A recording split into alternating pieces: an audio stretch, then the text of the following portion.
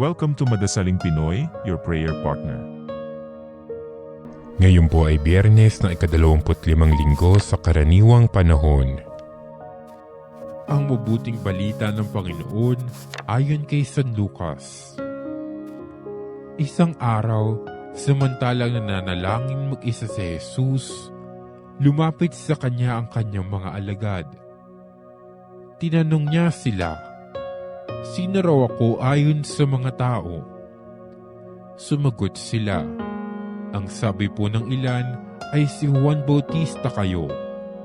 Sabi naman ng iba, si Elias kayo. At may nagsasabi pang nabuhay ang isa sa mga propeta noong una.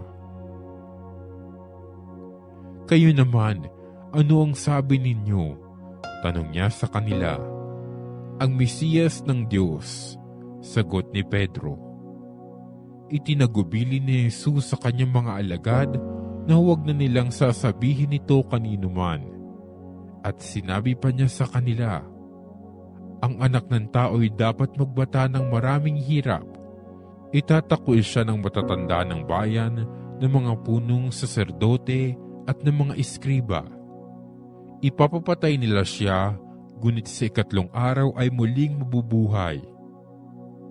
Ang mabuting balita ng Panginoon.